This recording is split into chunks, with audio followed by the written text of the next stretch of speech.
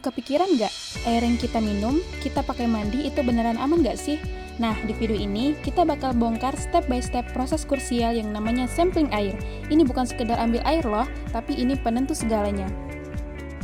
Oke, sebelum terjun ke lapangan, preparasi itu nomor 1. Pastikan kita mengenakan alat pelindung diri atau APD yang sesuai seperti sarung tangan, kacamata, pelindung, dan jas lab. Selanjutnya, menyiapkan semua peralatan yang dibutuhkan seperti botol sampel steril, alat ukur lapangan seperti pH meter dan konduktivitas meter, formulir, dan alat tulis. Kita masuk ke proses pengambilan sampel. Kita ambil air yang dekat dari sumber airnya, lalu biarin airnya ngalir dulu beberapa menit. Kenapa seperti itu? Karena biar air yang kita ambil itu benar-benar fresh dari sumbernya, bukan air yang dari pipa.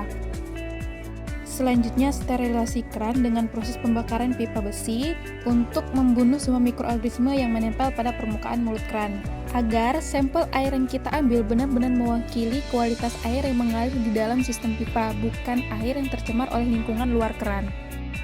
Setelah pembakaran, mari kita ambil sampel air. Bilas wadah sampel dengan air di lokasi pengambilan sebanyak 2 hingga 3 kali, kecuali untuk botol yang berisi pengawet. Setelah dibilas, isi wadah sampel hingga hampir penuh, sisakan sedikit ruang udara dan segera tutup rapat. Ambil sampel dengan hati-hati, jaga agar tidak ada kontaminasi dari tangan atau lingkungan sekitar, serta pastikan botol yang digunakan sesuai dengan pemeriksaan yang akan dilakukan. Setelah semua botol tertutup rapat, jangan lupa labeling. Tulis detail lokasi, tanggal, dan jam pemeriksaan.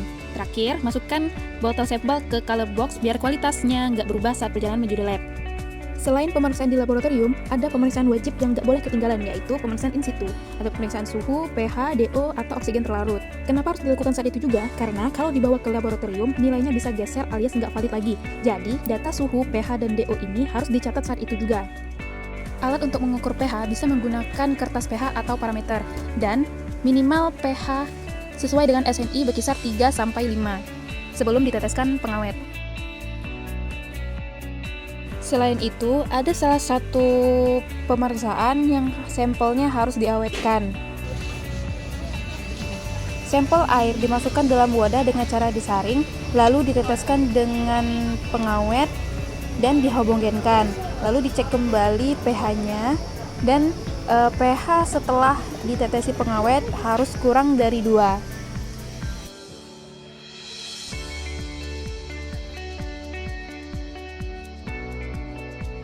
Terakhir, setelah dilakukan proses pengambilan dan pemeriksaan sampel air, selanjutnya hasil yang didapatkan dimasukkan dalam formulir.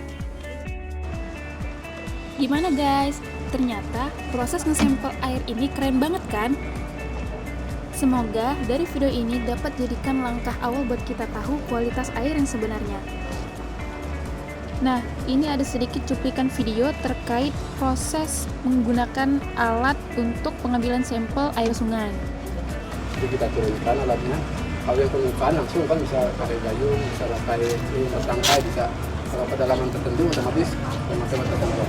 Kita turunkan sesuai kedalamannya.